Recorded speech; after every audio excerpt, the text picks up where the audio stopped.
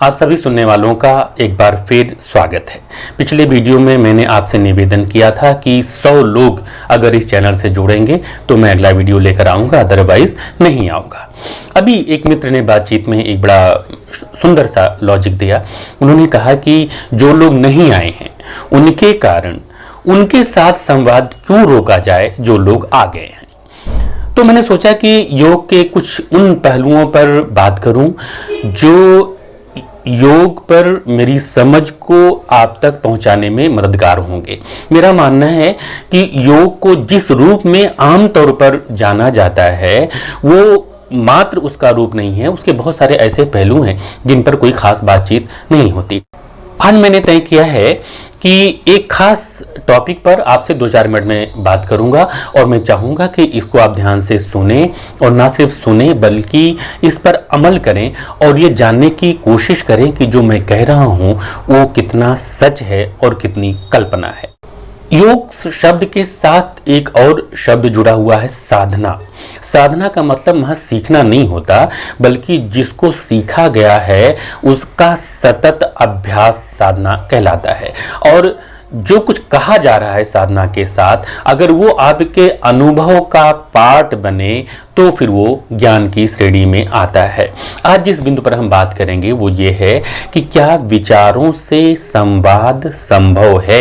आप बहुत सारी कहानियां सुनते होंगे योग में कि कोई व्यक्ति बहुत दूर था, किसी संत ने वहां बैठे बैठे उससे बात कर ली, वह अपने शरीर से कोई और शरीर निकाल के ले गया और उससे बात करके आ गया। उसको प्रकाया प्रवेश टाइप का कुछ कहा जाता है। शंकराचार्य की कहानी में इस तरह की बड़ी बातें आती हैं और बहुत सारे योगियों के बारे में बातें आती हैं। हालांकि सैकड़ों योगियों से मिलने के बाद मैंने जाना कि कम से कम आज की तारीख में ऐसा कोई व्यक्ति नहीं है जो इस तरह से कुछ करता हो। और अगर आज की तारीख में जबकि ज्ञान विज्ञान बहुत एडवांस हो चुका है, कोई ऐसा नहीं है तो अतीत में कोई ऐसा रहा होगा, इस पर भरोसा करना बड़ा मुश्किल है। फिर भी आप इन किस्से कहानियों पे भरोसा करें, आपकी मर्जी, मैं उसे इनकार नहीं करता। हो भी सकता है, नहीं भी हो सकता है। मेरी जानकारी में कम से कम ऐसा कुछ नहीं हुआ, लेकिन कुछ प्रयोग हमने किए हैं जो ज्ञान विज्ञान के नए द्वार की तरफ संकेत करते हैं। ऐसे ही 2 प्रयोग मैं आज आपसे साझा करूंगा। एक प्रयोग कि बिना बोले, बिना इशारा किए क्या किसी से कोई काम करवाया जा सकता है। सुनने में ये बात असंभव प्रतीत होती है। मैंने ये प्रयोग बहुत सारे लोगों पे किया, बड़े लोगों पे किया, बच्चों पे किया। बड़े लोगों पे जो कुछ नतीजा हासिल हुआ उसे बहुत ऑथेंटिक तरीके से आपसे शेयर करना थोड़ा मुश्किल है, लेकिन जो बच्चों पे प्रयोग किया उनमें से एक प्रयोग मैं आपसे आज साझा करूंगा। मेरा भतीजा है, करीब 15 साल का हो चुका है, 16वां पूरा होने वाला है उसका। जब वो 6 महीने या 7 महीने का रहा होगा, हाथ पैरों से चलता था तो मेरे साथ रहता था और उन दिनों मैंने उस पर एक प्रयोग किया। मैं उसको बिना बोले, बिना किसी संकेत के उसकी तरफ देखता था और मन में कहता था कि जाओ और अपनी माँ के बाल खींच के आओ। वो हंसता हुआ रेंगता हुआ जाता और अपनी माँ के बाल खींचता और फिर हंसता हुआ रेंगता हुआ मेरे पास आ जाता दौड़ करके। ऐसा कई बार मैंने उसके साथ किया। हमारी बहू कहती है, क्या भैया क्या कर रहे हैं, क्यों परेशान कर रहे हैं। मैंने उसे कहा मैं तो कुछ कर नहीं रहा हूं, लेकिन परिवार का वो हिस्सा थी तो वो जानती थी कि मैं कुछ कर रहा हूं। मैंने उस बच्चे के साथ ऐसे छोटे छोटे कई सारे प्रयोग दोहराए और मैंने पाया कि आप विचारों से संवाद जब बच्चों से करते हैं तो उसका असर ज्यादा होता है बनिस्बत बड़ों के। अब इस प्रयोग को आप कैसे दोहरा सकते हैं।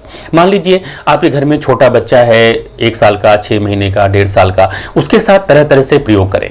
जैसे उसको सोने के लिए कहें, उसको दूध पीने के लिए कहें, उसको छोटे मोटे कुछ काम करने के लिए कहें, एक जगह से दूसरी जगह जाने के लिए कहें और फिर देखें कि क्या आपके विचार उस बच्चे के एक्शन में परिवर्तित होते हैं।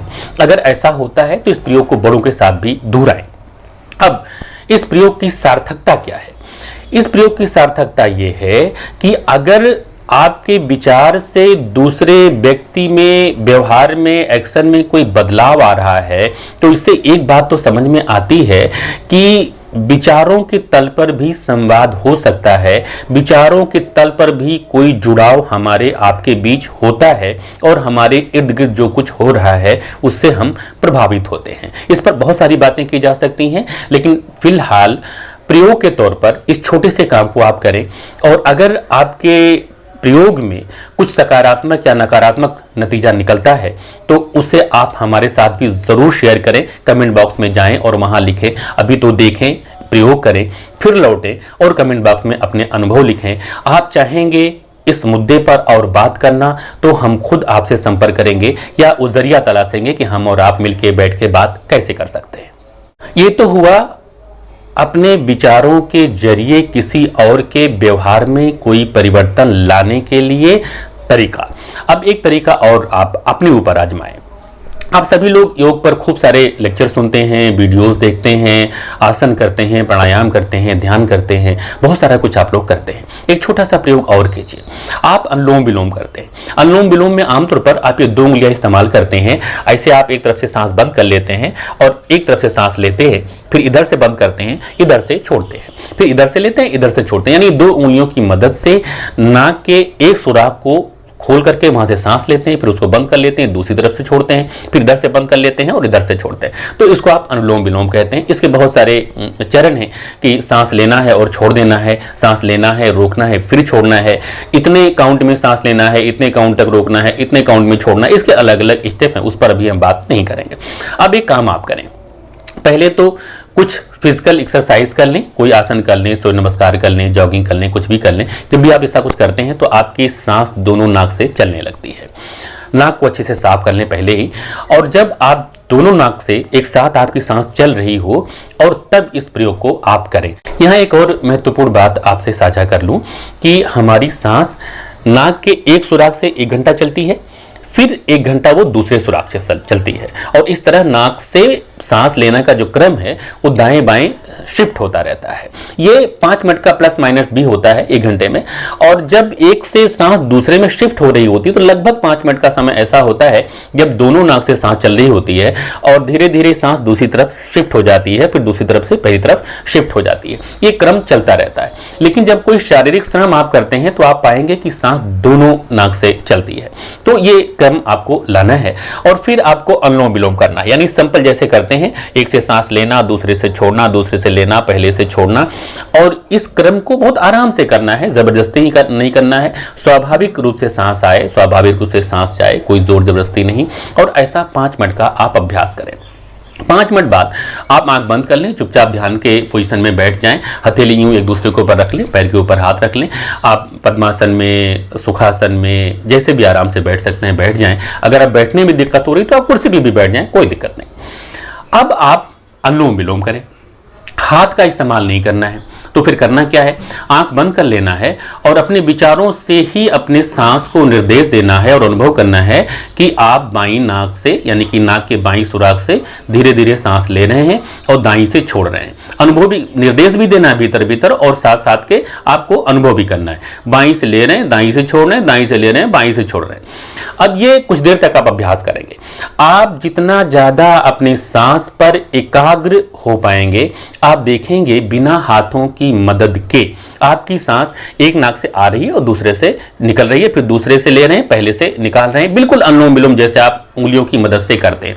अब ये विधि किसी किताब में नहीं है, कोई बाबा आपको सिखाता नहीं, कोई इंस्ट्रक्शन आपको नहीं सिखाता, लेकिन योग पर 15 साल से ज्यादा काम करने के दौरान ऐसे बहुत सारे प्रयोग मैंने किए, और इस सारे प्रयोग के पीछे जो मकसद है वो ये है कि शरीर और मन का जो संबंध है उसको जाना जा सके, मनुष्य और वातावरण का जो संबंध है उसको समझा जा सके, मनुष्य और मनुष्य के बीच का जो संबंध है उसको समझा जा सके, और इन संबंधों को योग साधना के जरिए कैसे मधुर बनाया जा सकता है, सुखद बनाया जा सकता है, इसको समझा जा सके।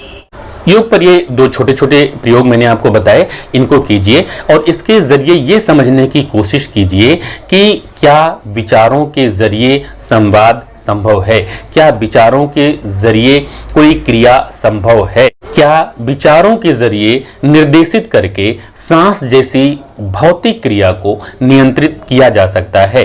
और एक और महत्वपूर्ण बात कि अगर ये हो जाता है, यानी कि आप विचारों से दूसरे से संवाद कायम करते हैं, तो ये अपने आप में बहुत महत्वपूर्ण नहीं है, क्योंकि संवाद के बहुत सारे साधन हमारे हाथ में हैं। हम फोन उठाते हैं और दुनिया के किसी भी कोने में बैठे व्यक्ति से बात कर लेते हैं और उसके लिए किसी साधना की जरूरत नहीं पड़ती।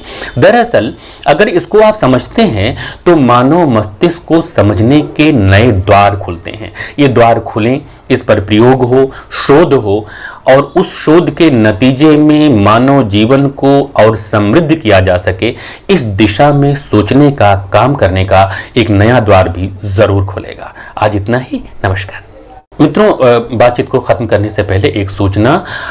15 अप्रैल से गोवा में योग साधना का एक शिविर प्रस्तावित है। अगर ये शिविर हो जाता है, वहाँ हम सब लोग मिलते हैं, तो जिस विषय पर थोड़ी सी चर्चा मैंने आपसे की है, इस पर और बातचीत होगी, इस पर और प्रयोग होंगे, और बहुत मुमकिन है कि वहाँ योग साधना के परंपरागत तौर तरीकों के अलावा कुछ नई विधियों पर काम होगा, चर्चा होगी, समझ बनेगी। तो अगर आप वहां आ सकते हैं तो इनबॉक्स में अपने बारे में लिखें और हम फिर कोशिश करेंगे कि आपसे संपर्क कर सकें या आपका संपर्क आयोजकों से करा सकें, ताकि आमने सामने भी मुलाकात का एक मौका मिले।